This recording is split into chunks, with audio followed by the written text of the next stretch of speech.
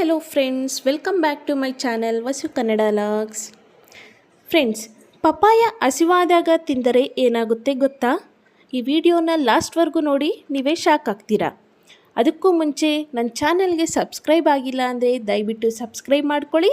ಹಾಗೆ ಪಕ್ಕದಲ್ಲಿ ಕಾಣ್ತಿರುವಂತಹ bell ಐಕನ್ನ click ಮಾಡಿ. ಬನ್ನಿ ಇವಾಗ ವಿಡಿಯೋವಲ್ಗೆ ಹೋಗೋಣ. ಫ್ರೆಂಡ್ಸ್, ಪಪ್ಪಾಯ ಅಥವಾ ಪರಿಂಗೆ ಹಣ್ಣು ಹಸಿವಾದಾಗ ತಿಂದರೆ ಏನಾಗುತ್ತೆ ಗೊತ್ತಾ?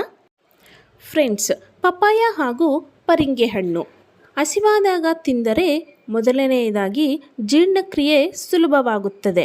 ಪಪ್ಪಾಯದಲ್ಲಿ ಪಪೈನ್ ಅನ್ನುವ ಎನ್ಸೈಮ್ ಇರುತ್ತದೆ. ಇದು ಆಹಾರವನ್ನು ಜೀರ್ಣ ಮಾಡಲು ಸಹಾಯ ಮಾಡುತ್ತದೆ, ವಿಶೇಷವಾಗಿ ಪ್ರೋಟೀನ್ ಹಣ್ಣು.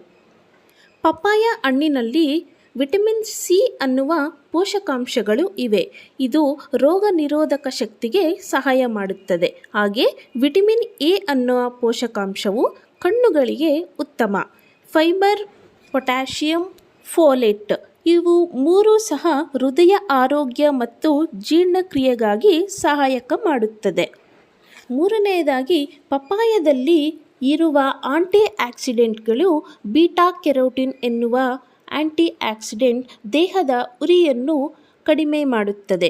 ಶೀತದೋಷ ಮತ್ತು ಉರಿಯೂತ ನಿವಾರಣೆಗೊಳ್ಳುತ್ತದೆ.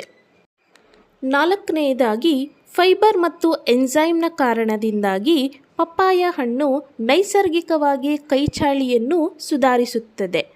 ಮತ್ತು ಐದನೆಯದಾಗಿ ರಕ್ತದಲ್ಲಿನ ಸಕ್ಕರೆಯ ಮಟ್ಟವನ್ನು ನಿಯಂತ್ರಿಸಲು ಸಹಾಯ ಮಾಡುತ್ತದೆ. ಅಂದರೆ ಪಪ್ಪಾಯದಲ್ಲಿ ಸಕ್ಕರೆ ಕಡಿಮೆ ಇರುತ್ತದೆ. ಲೋ ಗ್ಲೈಸೆಮಿಕ್ ಇಂಡೆಕ್ಸ್ ಎಂದು ಕರೆಯುತ್ತಾರೆ.